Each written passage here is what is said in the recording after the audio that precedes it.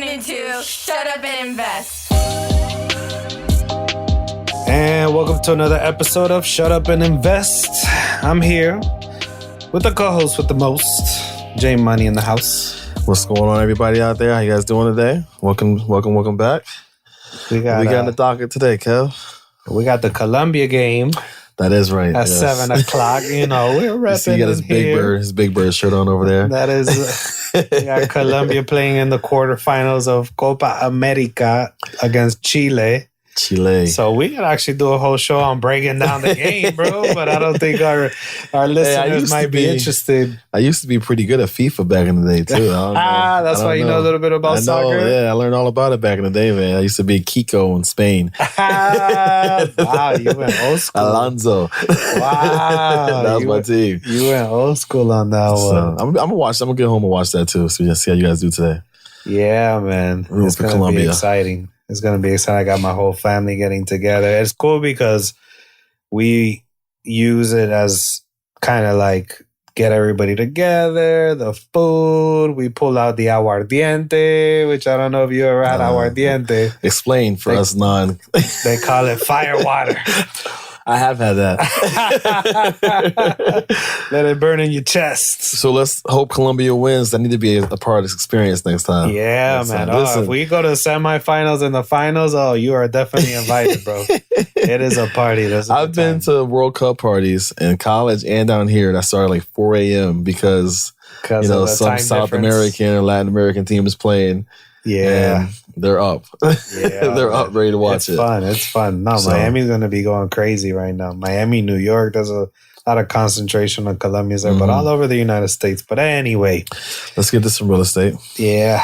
Get back to the real estate. Today we're going to talk about, we broke down what wholesaling is in the world of investing. So I kind of wanted to touch base. I know you're talking about it all the time, and I agree with you 100%, but you don't want to just label yourself a wholesaler and come into this business as a wholesaler. So you want to be a real estate investor. So let's get into kind of the premise of what that philosophy is and definitely and the different ways you can make money as an investor. Yeah, I don't like the term wholesaler.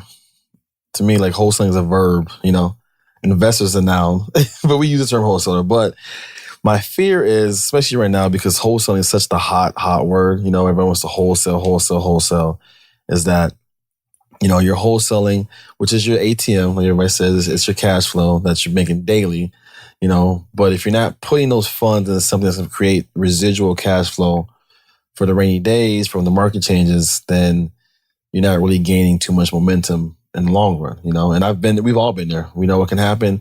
You can make a big wholesale check and then not get another check for 2 months and, you run out, So I know one thing that we're passionate about is teaching people how to invest, because when you learn how to invest, first of all, as an investor, you can look at each deal differently, and wholesaling is not your only option, right? And you actually can do other strategies to make way more money long run by doing seller financing or buy and hold or whatever else you want to do.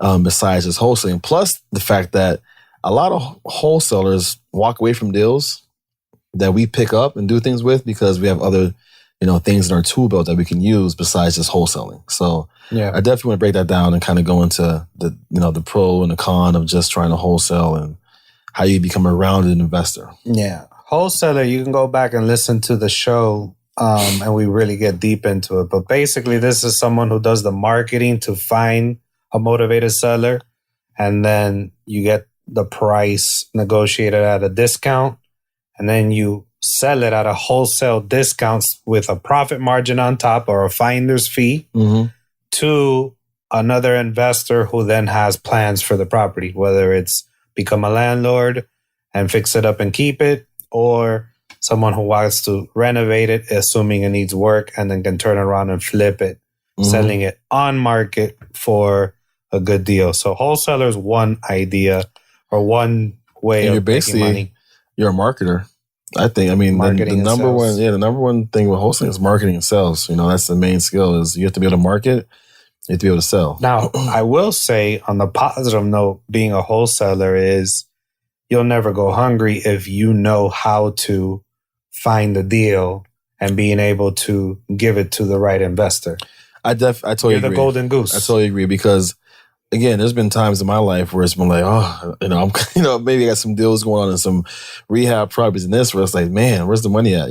But we have a skill set where we know how to go out there and find more deals and sell that deal that you're never stressed about. Okay, there's no money coming in, because we can always get on the phone, send out some mailers, find those deals and, send them to your end investor. So you definitely want to, you definitely want to wholesale because if you're good at it and you have a database, it's going to keep the money flowing in. And then that money is what you're going to then use to become an investor. Right. So then let's break down the different profiles. So that's wholesaling. Mm-hmm. Then let's talk about being a landlord. So being a landlord, which means being a buy and hold landlord, means you own rental properties, right? So, that's the person who's looking for deals to create cash flow, residual cash flow. In my opinion, as a wholesaler, the best buyer to have is a landlord, right? Because their numbers aren't as tight as a flipper, because they need to make cash flow. So they're not so much always worried about ARV, right? You always hear, what's the ARV? What's the ARV? A lot of landlords, value. Yeah, a lot of landlords aren't so much tied down to the ARV. It's what's my cash flow, or my cap rate, which basically is rate of return. The rate of return on the investment. Yeah, so that's what a landlord is looking to add properties to his portfolio that create cash flow, and not necessarily that he needs to be able to create a ton of cash flow today, but that when he pays them off, or if they're about cash, whatever, down the road, 5-10 years from now, is going to create the actual financial goal that he's setting out to get. Right. And those guys stay around. They stay around because when the market crashes, the flippers are gone. Like the guys buying deals are the landlords because the smart landlords buy tons of deals when the market crashes, right? And they're buying deals in the good times too because there's always cash flow opportunities. Yeah, the flippers will be picking up properties. They will. And if they can hold on to them, then they'll turn around and flip when the market comes back up. But exactly. But landlords are basically collecting money the whole time, sitting pretty. Yeah, I mean, yeah. Guys right now. There's two type of landlords. There's the ones that want to pick it up, renovate it themselves, and then not have a brand basically spanking new makeover of a property. So the phone calls of the complaints are less because the property should be basically completely renovated. And then there's the landlord who doesn't want to pick up a hammer and wants to find a property that the turnkey. Yeah, it's turnkey that already is ready to go and they don't have to do much. So there's those two different profiles. Then there's a note holder. You want to break down what a note holder is? Yep, the note holder. This is the guy that he wants residual income from owning real estate notes. Okay, which again that's just a mortgage, right? So this guy, when you're the landlord, the main difference is this: when you're the landlord of a property, you're responsible for property taxes, my toilet insurance. Your toilet broke at 2 a.m. You're calling me. My manager, or if I'm managing myself, has to go out there and fix it, right?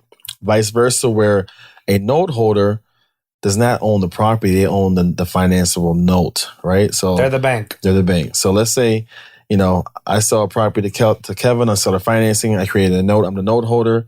He's the homeowner. His toilet breaks. Fix your toilet, Kevin. Right. I don't own the home. You own the home, right? He pays the taxes. He pays insurance. He pays all the expenses. I get my principal and interest per month, right? So you're still receiving a monthly check like the landlord does, but you're just like Wells Fargo. You're not dealing with any other complaints. You're just collecting the monthly check. Collecting the check, right? And usually I'm getting a larger down payment up front from the person I'm selling the house to, right? They also know they're a homeowner, so there's a lot more invested usually. And especially if you're investing out of state, that's the number one way that I see it being done. Right. People investing out of state. Now, let's talk about pros and cons between those two things before we move on to the next profile, because I deal a lot with these two worlds. I do too.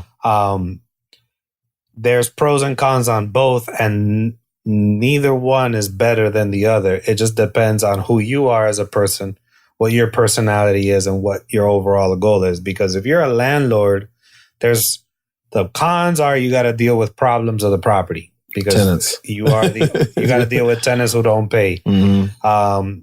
if something breaks, obviously it's your property, so you're responsible for a roof or an AC or furnace or plumbing or furnaces. I don't know what a furnace looks like, but an AC down here, yes. I know an AC. If it's the first time listening to this show, burst pipes. He has no idea what a burst pipe is in the middle of winter. We're talking about Miami market versus this is a worldwide show. We got listeners over in Russia I saw today. Okay, they know about furnaces. So then we're talking about those are the headaches, but the pros. You got a property that's going up in value. Definitely. You got usually if you picked it correctly, and you got a lot of tax benefits because you can write off the depreciation of the property, which basically means every year you know is depreciating that property. So you get to actually there's a tax rule and consult your accountant if you're planning to move into being a landlord that you could use to your advantage and save money on the rent that you're collecting so you don't have to pay taxes on it or for the full amount. You have, like I said, the increase in value coming in. Any expenses, anytime you fix anything, there's tax advantages there. Now, if you're the note holder or the bank, you collect the check just like you do as a landlord, but you don't have to deal with any of those complaints. However, you still are on the hook if the person doesn't buy, except you're executing a foreclosure instead of an eviction. Correct. A foreclosure takes longer. Correct. You don't have appreciation of the property, meaning that property, if it's going up in value, that's not something that you're benefiting from because you're not the owner of the property, you're the bank. However, you are making interest. So your appreciation on your money technically is tied in. Is the interest that you're collecting on it. So you might have lent $30,000, but at the end of the 10-year mark, you walked out with $60,000. So very similar to if you bought the house for $30 and turned it around and sold it for $60. However, you don't have the same tax advantages because now it's pure income and you don't have depreciation or an AC expense that you had to fix to be able to write off against that income. So there's pros and cons. There's pros and cons sides. For sure. Yep. Also, what you were saying too. I know a lot of people who are, they're cons versus note buying or note holding because eventually that property is going to fall off your portfolio, right? So like, if your goal is, hey, in 15 years I want to have 500 doors, and you're doing, seller financing deals, well, those properties start to fall off. Right. My formula that I'm doing right now that I think is the best is to mix it. You mix it. You do a little bit of both. You hold rentals because you need, especially if you're, again, wholesaler versus investor. If you're a wholesaler, you're creating a lot of quick income, which is taxed very, very high, right?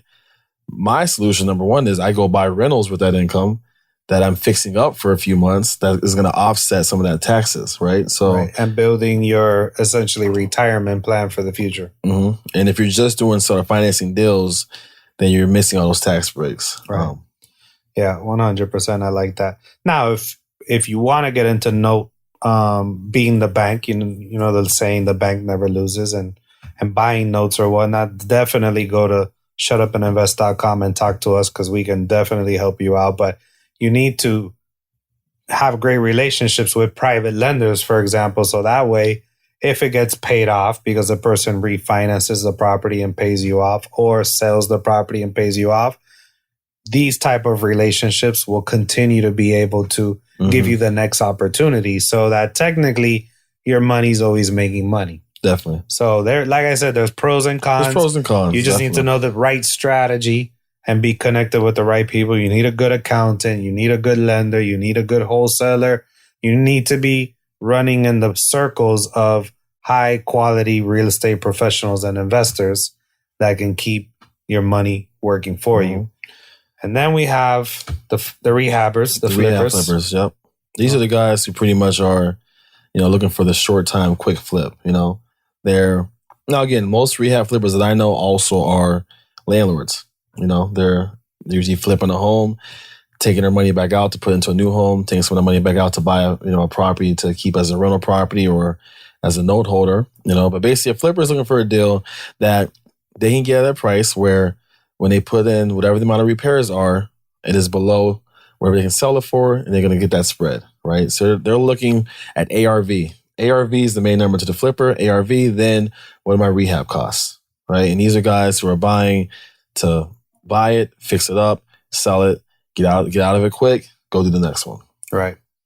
You're kind of, what, speculation is the word you hear sometimes, but smart flippers know what they're doing. They're not, they're not speculators, but yeah, the benefit there is if you know what you're doing and you have a good crew, you can make some nice spreads on some good properties. Mm-hmm. The con there is if you don't know what you're doing, you can lose. Or sometimes what I see people is they do great on one, they take 4 or 5 months to find the next great opportunity, and that crew that they had for the first one has moved on to find more work. That's a key point right there. And all the things that you do as an investor, if it's not wholesaling, you need to have a good crew, right? And construction guys, contractors, they're a different breed. I love them to death, right? But when you find a good crew, you got to keep that good crew. You got to keep it busy because they can't wait 4 months for a job. Exactly. They can't wait, And then if that crew finds another guy who's got them busy, good luck getting them back. Yeah, and that's the thing. You made $60,000 on that flip, so you're like, oh, I'm good for the next 2-3 months while I find the next one. I don't have the financial pressure of necessarily having to find the next one right now. But what you don't understand is that your plumber, you're the guy who laid the tile down, the guy who put the kitchen, you're the girl who came in and helped you, decorate, or the guy. We don't discriminate. Whoever your interior decorator is. You got to go find the next job. They need to be working every single month making money. So that's some of the challenges on that side of the investing game. But if you got it down packed and it's what you like to do, I actually really enjoy doing rehabs, to be honest with you. If it was the only thing I had to do, I probably would, build a system and scale it and get a full-time crew and do, 20, 30 of them a year or more. Like I know some of these guys are doing them. But again, like that's something that I personally feel if that's the type of investor you want to be, you're mostly going to be in that lane. Yeah. Most of the guys who I know are flippers are like the majority are flippers. I don't send them many rental properties. They're flipper guys because it takes so much time. There's so much hands-on time involved. And the really good ones are ones that, have a very, very good crew or can do some stuff. Like you said, a contractor is a great, great flipper because he can do the stuff himself. Right. He gets discounts and does himself. I am now looking into, because right now most of my investing is just being a note holder, private money. We do have some properties in our rental portfolio, but what I am looking for now is to find that deal that is under market value that we could pick up, renovate, refinance into a regular mortgage, get the money back out that was invested, and have the rent pay for it with cash flow, so that you could send that cash flow, that extra $200, $300, $400 after you make the mortgage payment that the rent's bringing in, send it on top of the mortgage payment to hurry up and pay that property off, so that 10 years from now, there's 30 or 40 properties completely paid off, each of them bringing in anywhere between a couple $1,000 per property, anywhere between $1,500 to $2,000 by then. And then that's it. Yeah, I'm focused on that too. I'm definitely rolling a lot of my wholesale profits into properties that I'm going to hold on to, either as a note holder or as a landlord. But rehabbing that property from start to finish so that you don't have a lot of phone calls. So now you become that pseudo landlord rehabber where that's not easy. But I can do 3 or 4 a year at 1 a quarter so that I can continue focusing on everything else that we got going on. But to do a few of them per month, it's tough. It's tough. It's tough. We're doing a couple rehabs per month right now in PA, and it's a lot. I actually had to make a whole division where you guys take care of that, because it's me still being a full-time wholesaler and investor and creating the notes. It's just too much for me to focus on all that. You have to have somebody who you know can be your head over it, that's confident, you know. Project managing the whole thing, cracking the whip. Definitely. We missing any other profile? I mean, there's some other smaller ones we can get into, but I think for the most part right now, you know, you got your wholesaler, your landlord, your note holder, your fix and flip guy. Right. Because if you're doing creative deals like seller financing and all these things, you're basically a note holder. Yeah. I mean, basically creative stuff, if you're doing subject to, you know, if you're wrapping something, you're a note holder, you know. And those are all creative type of ways to acquire properties and sell them, which we'll get into that in a whole nother show because that one's probably the higher level. Yeah, again, even with some of the more things as far as why you want to be an investor versus a wholesaler, we can get into some higher level things. You know, I think the main thing is just that, you know, you want to be in it for the long run, you know, and so you want to create, the main goal in real estate was to create residual income. You know, that's the passive guys, income. That's the ones when they talk about, you know, the wealth is made from real estate. It's that passive income they have, you know, it's that 15, 20 doors that turns into, you know, 100 unit one day that turns into like a, you know, 200 units. That's where you create the real wealth, you know. So you should always be leveling up. You know, then you become a developer, you know, you just keep moving the ladder. So start here, definitely. This is a great start, you know, and keep doing this, keep creating that income, you know, but then go buy assets with that income. Don't go out and buy all the toys. You know, and invest, because when you learn investing, you become a way better wholesaler because you can be, again, we're solving problems. You know, we're solving complex problems. And when you're an investor and knows how to invest, you can see things differently. We can say, okay, that needs this, you know, I can't buy that as a wholesale deal. I got a call yesterday from a girl who she just bought the house last year. She's looking to move now. There's not much equity in the house at all. You know, as a regular wholesaler, it doesn't make sense.